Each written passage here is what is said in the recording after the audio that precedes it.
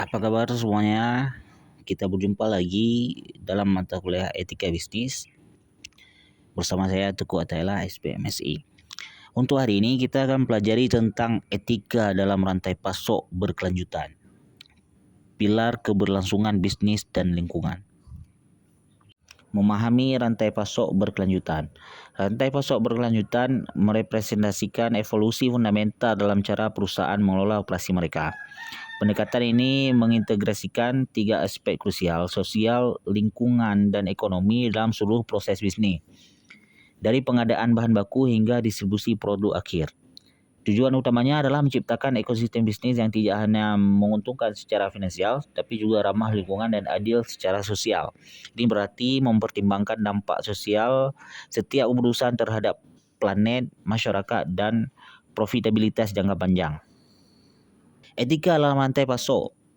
Mengapa itu jadi penting? Yang pertama adalah dampak lingkungan yang signifikan.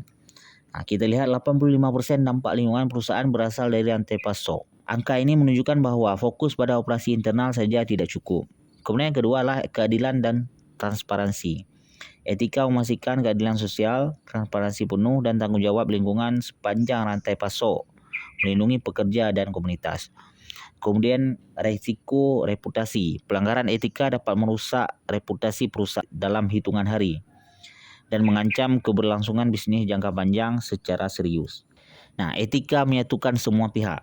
Dalam ekosistem rantai pasok yang kompleks, etika berfungsi sebagai perekat yang menyatukan semua pihak, dari pemasok bahan baku, manufaktur, distributor, hingga konsumen akhir.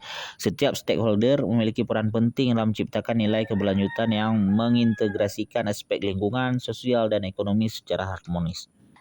Prinsip dasar etika dalam rantai pasok berkelanjutan. Yang pertama adalah meminimalkan dampak lingkungan, yaitu fokus pada pengurangan emisi karbon, meminimalisasi limbah produksi, dan efisiensi penggunaan energi di setiap tahap produksi dan distribusi. Kemudian yang kedua adalah pemberdayaan sosial, yaitu menjamin hak pekerja, menciptakan kondisi kerja yang aman dan sehat, memberikan upah yang adil, serta meningkatkan kesejahteraan komunitas lokal di sekitar operasi.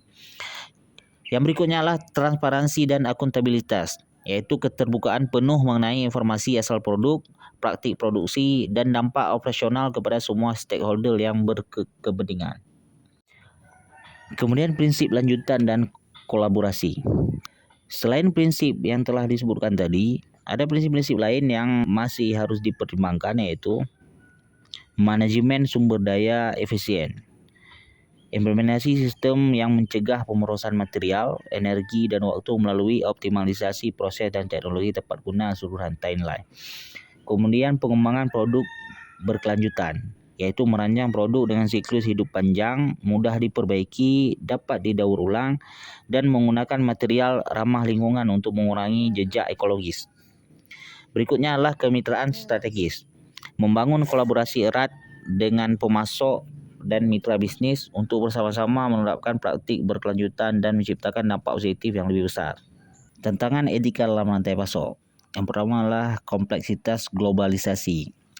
Rantai pasok modern melibatkan banyak aktor dan lapisan geografis yang tersebar di berbagai negara dengan regulasi yang standar yang berbeda, membuat pengawasan menjadi sangat menantang. Yang kedua adalah risiko pelanggaran HAM. Potensi eksploitasi pekerja, kerja paksa, dan pelanggaran hak asasi manusia di tingkat pemasok yang jauh dari pengawasan langsung perusahaan utama.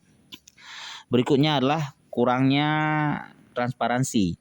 Kesulitan melakukan pengawasan dan audit menyeluruh, terutama di tingkat pemasok kecil dan menengah yang seringkali memiliki keterbatasan sumber daya dan sistem dokumentasi.